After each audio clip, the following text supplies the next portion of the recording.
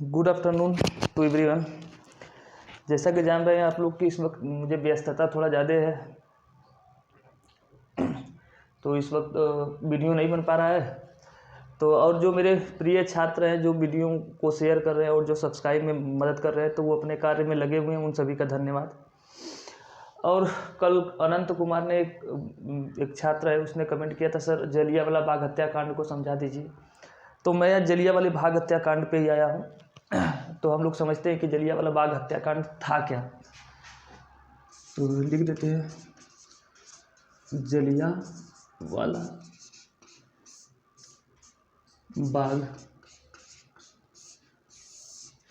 हत्याकांड, big massacre बोलते हैं इसको, हत्याकांड। ये घटना कब घटी थी? ये घटना घटी थी 13 अप्रैल 1919 को। ये जगह कहाँ पर है? ये जगह है पंजाब के अमृतसर में। ये जगह का नाम है पंजाब का अमृतसर। अमृतसर फेमस है, जैसा कि जानते हैं सब लोग, अमृतसर। तो हम आते हैं कि इस घटना के पीछे के लिए कारण क्या थे। तो देखिए, जैसा कि जानते हैं कि विश्व युद्ध चल रहा था। विश्व युद्ध चल रहा था ये 1914 से 1918 के बीच में, 1914 से 1918 के बीच में। इस वक्त ब्रिटिश सरकार ये चाहती थी कि भाई विश्व युद्ध चल रहा है, तो वो अपना विश्व युद्ध में व्यस्त थे। उनको यह था कि भारत में कोई भी जो भारतीय जो दल है या भारत के जो संगठन है, वो भारत में उनके खिलाफ कोई खड़ा ना हो, आंदोलन न करे। इस आंदोलन को दबाना उनका मेन मकसद था, ब्रिटिशर्स का, ब्रिटेन वालों का मेन मकसद था। उस वक्त भारत में गवर्नर जनरल थे जिनका नाम था लॉर्ड चेम्सफोर्ड। ये सब नाम याद रखना कि कारण क्या थे। तो विश्व युद्ध चल रहा था और उनको भारत में आंदोलन को दबाना था, और विश्व युद्ध समाप्त भी हो चुका था जबकि 18 में ही। लेकिन ये जो इसमें एक बता रहे हैं एक्ट था, वो आया 1919 में था। तो और उसको दबाना था, तो उसमें हिंदू मुस्लिम एकता के नाम पर, मतलब पंजाब में उस वक्त हिंदू मुस्लिम एकता थी। हिंदू मुस्लिम एकता क्यों? क्योंकि दो नेता थे, एक सैफुद्दीन किचलू और एक सत्यपाल, एक हिंदू थे और एक मुस्लिम थे। तो वहाँ पर हिंदू मुस्लिम एकता भी थी। तो ब्रिटिशर्स का ये सोचना था कि कम से कम इन दोनों में क्या किया जाए, बंटवारा किया जाए, हिंदू मुस्लिम बंटवारा किया जाए, ताकि भारत में जो भी आंदोलन खड़े होंगे इनको आपस में लड़ा करके क्या किया जा सके, समाप्त किया जा सके। तो इसलिए 1919 में उन्होंने एक अधिनियम पारित किया था। 10 मार्च 1919 को एक अधिनियम पारित किया था जिसको कहते हैं रोलैक्ट एक्ट। क्या बोलते हैं? रोलैक्ट एक्ट। रोलैक्ट एक्ट, इसी को काला कानून भी कहते हैं, इसी को काला कानून भी कहा जाता है। इस कानून में ये बात कहा गया था कि भाई अगर किसी व्यक्ति पे शक मात्र हो, तो फिर से मैं समझा रहा हूँ, रोलैक्ट एक्ट। इस एक्ट में, एक्ट का मतलब होता है कि ब्रिटेन के संसद के द्वारा ये कानून पास होकर आया था। संसद में कानून कैसे पास होता है? तो लोकसभा, राज्यसभा और वहाँ का राजा का हस्ताक्षर होता है। हमारे तो राष्ट्रपति, वहाँ पर राजा का, वहाँ से ये कानून बन के आया था। और इसमें तक क्या था कि कोई भी व्यक्ति जो है, अगर भारत में किसी पर भी संदेह हो अगर आपको कि हाँ ये व्यक्ति देशद्रोही का काम कर सकता है या यहाँ की जनता को भड़का सकता है, मात्र शक के आधार पर उस व्यक्ति को बिना वकील बिना दलील का मतलब, जैसे अगर आपको पुलिस पकड़ के जेल में लेके जाती है, तो आप अपने आप को जमानत कराने के लिए कहाँ जाते हैं? कचहरी में जाते हैं, या फिर थाने पे जाते हैं, भाई अपनी देते हैं, गवाही देते हैं और उसके बाद छुड़वा लेते हैं। लेकिन इसमें ऐसा था कि कोई भी व्यक्ति न तो वकील के पास जाएगा, ना ही जज के पास, न कहीं कुछ सुनवाई नहीं होगी, पकड़ के सीधे क्या कर दिया जाएगा? जेल में डाल दिया जाएगा। इसे कहते हैं, ये था रोलैक्ट एक्ट। ठीक है। अब इस रोलैक्ट एक्ट का विरोध जो सबसे पहले शुरुआत किया था, वो किए थे किसने? महात्मा गांधी ने। महात्मा गांधी ने सोचा कि इस आंदोलन का ये जो कानून है इसका कोई समर्थन मत कीजिए। महात्मा गांधी ने इसका विरोध किया।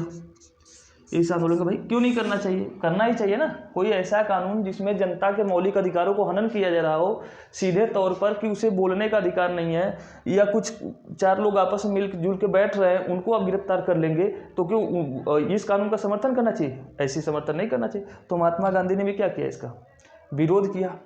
और महात्मा गांधी जो थे, अब थोड़ा सा मैं बता दे रहा हूँ, मैप को समझने में थोड़ी आसानी होगी। ये घटना जो घटी थी, मैप तो थोड़ा अच्छा बनेगा नहीं, लेकिन फिर भी समझाने के लिए मैं जो समझा रहा हूँ उसको समझ लीजिएगा।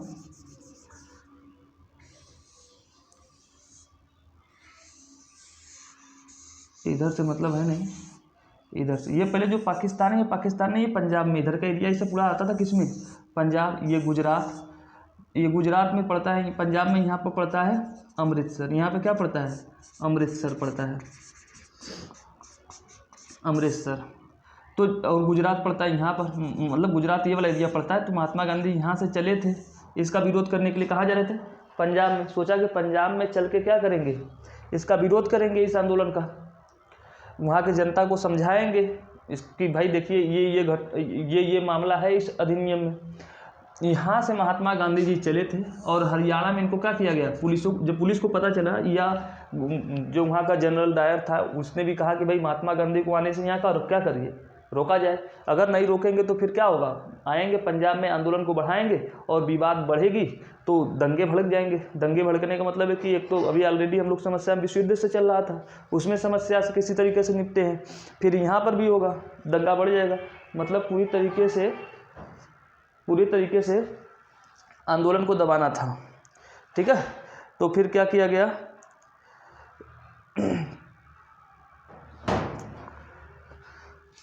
इनको पकड़ के जेल में डाल दिया गया। महात्मा गांधी को पकड़ के कब जेल में डाल दिया गया, 9 अप्रैल को महात्मा गांधी को पकड़ के जेल में डाल दिया गया। अब जैसे ही इनको जेल में पकड़ के जेल में डाल दिया गया, पंजाब के 2 नेता थे। पंजाब के 2 नेता उस वक्त थे, एक व्यक्ति का नाम था सत्यपाल, और एक का नाम था सैफुद्दीन किचलू। सैफुद्दीन किचलू एक मुस्लिम थे और सत्यपाल एक हिंदू थे। तो इसका मतलब है कि पंजाब में भी एकता रही होगी, तभी तो हिंदू मुस्लिम एकता रहा होगा। इन लोगों ने पंजाब में इनको भी पकड़ के क्या कर दिया गया, ये पंजाब में इस आंदोलन का विरोध कर रहे थे, इस अधिनियम का। तो इन दोनों को पकड़ के क्या कर दिया गया, सत्यपाल को और सैफुद्दीन को पकड़ के जेल में डाल दिया गया 11 अप्रैल को। 9 अप्रैल को महात्मा गांधी को, 11 अप्रैल को इनको, 2 दिन बाद। अब वहाँ के पंजाब की जो जनता थी, ये सोच रही थी कि भाई इन दोनों को जो गिरफ्तार किया गया है इसका हमें क्या करना चाहिए, विरोध करना चाहिए। और इन्होंने विरोध करने के लिए, जो अमृतसर मैंने लिखा है, यहाँ पर एक बाग था, एक बाग मतलब बगीचा था, और बगीचा में कुछ चारों तरफ से घिरा था। बगीचा क्या था, चारों तरफ से घिरा था, और इसमें 2 क्या थे, गेट थे। दो क्या थे, गेट थे, गेट भाई 2 गेट थे। और इसमें करीब हजारों के संख्या में भी महिलाएं, पुरुष, बच्चे वहाँ उपस्थित थे। और वहाँ पर चूँकि अभी ये रोलेट एक्ट लागू था, तो इसमें यह था कि कोई एक जगह एकत्रित नहीं हो सकता। वहाँ की जनता ने इन दोनों व्यक्तियों को छुड़ाने के लिए, या इनके खिलाफ जो जिनको कैद किया गया था, इस बगीचे में क्या किया गया, एकत्रित हुए। ये मान लीजिए अमृतसर बगीचा है, यहाँ पर सब लोग एकत्रित थे हजारों की संख्या में। अब जो वहाँ का जनरल डायर था, लेफ्टिनेंट जनरल वहाँ का सेनापति था एक तरीके से पंजाब का।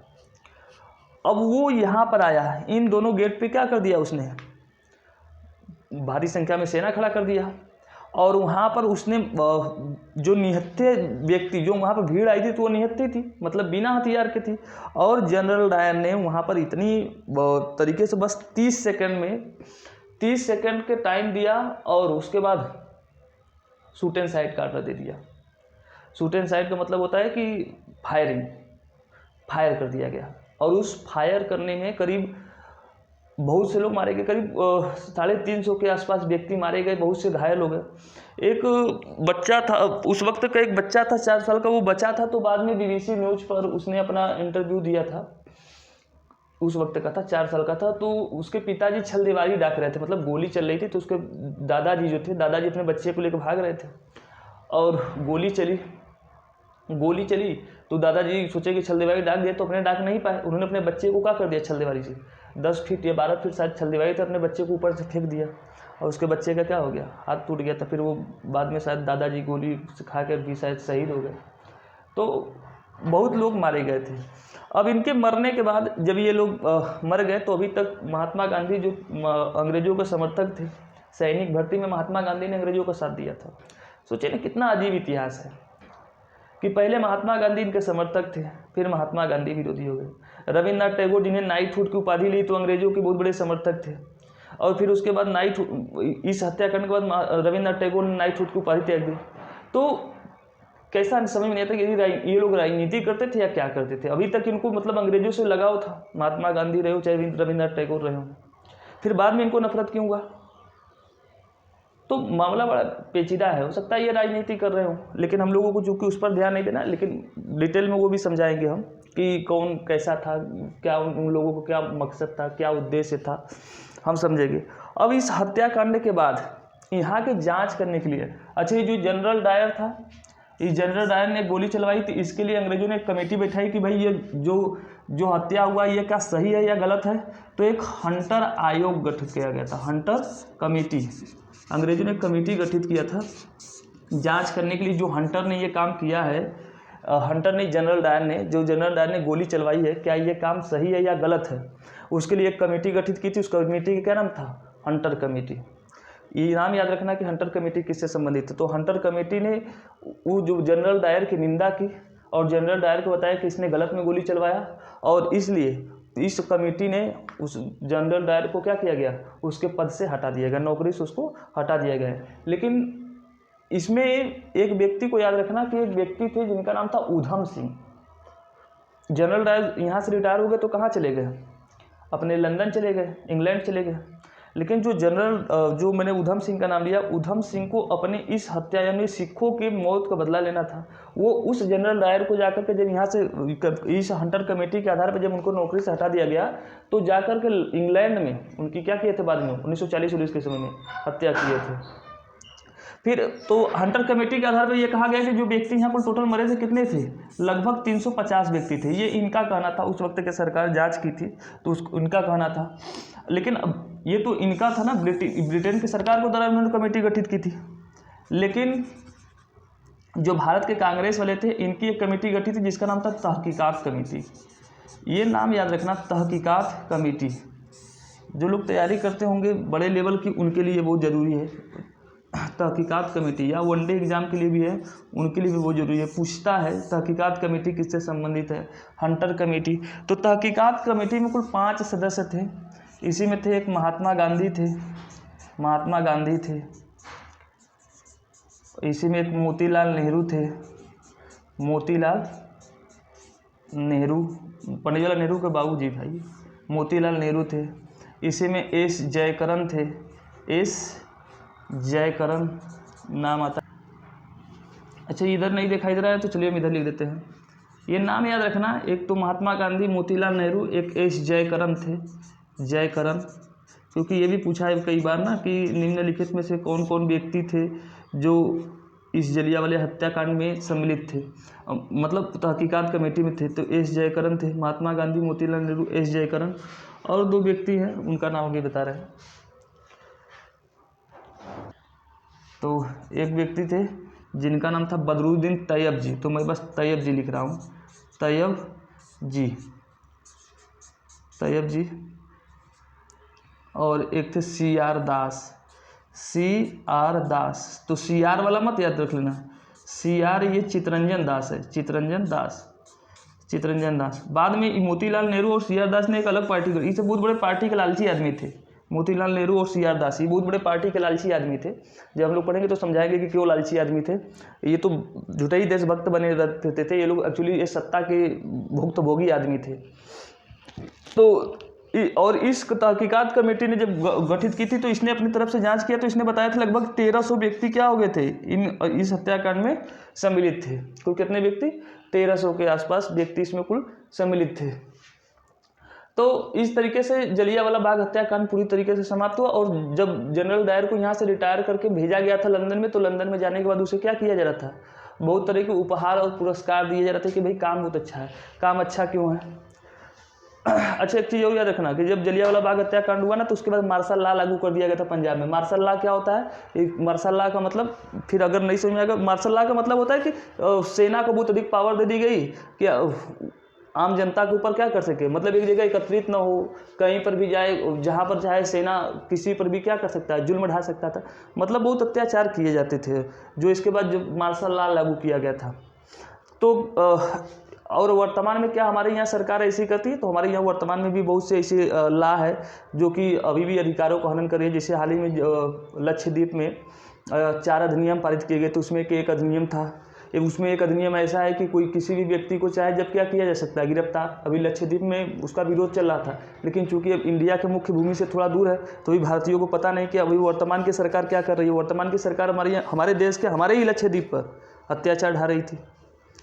फिर अभी लॉकडाउन में देखे होंगे आप कि क्या अंग्रेज ही अत्याचार करती है? तो हमारे देश की सरकार ने भी आप देखा होगा कि लॉकडाउन में किसी भी व्यक्ति को किसी चौराहे पर गोली घींच के मार रही थी। तो वर्तमान समय में भी सरकार कुछ डिक्टेटर टाइप की हो गई है।